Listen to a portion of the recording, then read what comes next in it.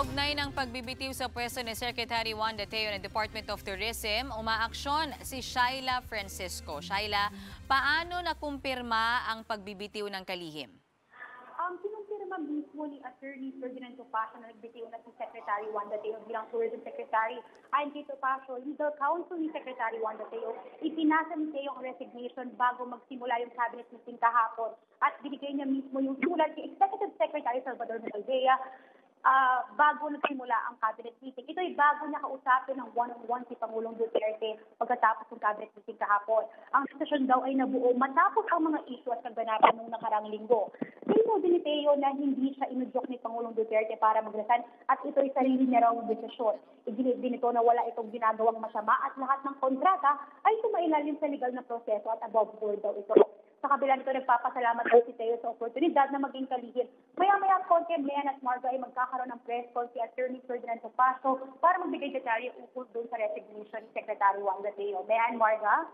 Shaila, may tanong lang ako. Kasi ang lumabas doon sa mga unang reports kaninang umaga, medyo baliktad. Ang sinasabi, nag-meeting muna sa Secretary Teo at saka si Pangulo and then sinasabi doon pumasok yung detalye na pinagre-resign siya. Pero ang sinasabi ngayon ni Attorney Topacio, nabigay niya yung letter bago yung meeting. So bakit yung kaninang statement ni Attorney Topacio, ang sinasabi niya ay walang pagre-resign? Bago pa pala nag-meeting kahapon, binigay na yung resignation letter. Parang Siguro, late naman ata niya nalaman?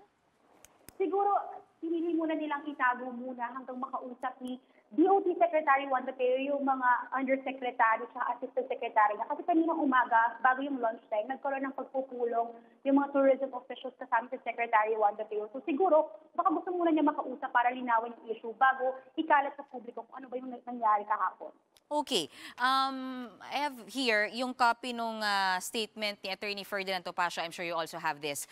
Ang sinasabi niya, no wrongdoing, above board yung lahat ng transactions sa Secretary Teo. So, bakit siya mag-resign? Kung above board naman pala lahat. I mean, di ba? Of course, decision niya yon, but I guess gusto ko lang sinsinin bakit napunta sa resignation kung above board naman pala lahat ng proseso.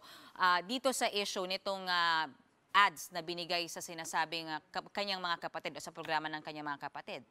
May answer yun, wala pa tayong detalye sa kung ano ba talaga yung parang motivation talaga ni Secretary Juan Dateo para mag-resign sa kabila nung pagtatanggol niya na wala naman siyang ginagawang masama. Pero hihintayin natin yan mamaya doon sa press con. Mahirap kasing mag-assume ngayon, lalo't wala tayong mismong tinig galing kay Secretary Juan Dateo. Okay, I'm sorry for pushing this. Alam ko sabi mo nga may press con mamaya. Pero do you have any information kung kukunin natin yung detalye na ngayon yung fresh na detalye ni Attorney Topacio. Sabi niya binigay yung resignation letter tsaka sila nag-meeting ng Pangulo. So may chance ba o may pagkakataon bang pinigilan ng Pangulo si Secretary Teo na huwag mag-resign?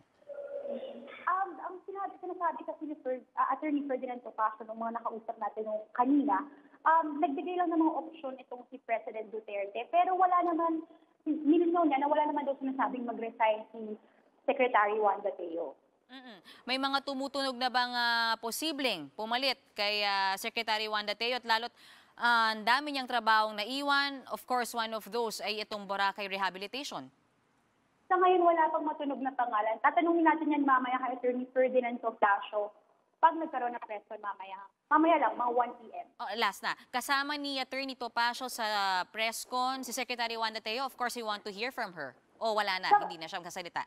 Sa ngayon, hindi natin alam kung kasama si Secretary Juan Dateo kasi ang information na pupunta sa amin ay nandun siya sa Malacanang ngayon. Alright. So we'll let you know in a bit kung kasama natin si Secretary Juan Dateo. Alright. So we'll get some updates from you. Maraming salamat sa iyo, Shaila Francisco.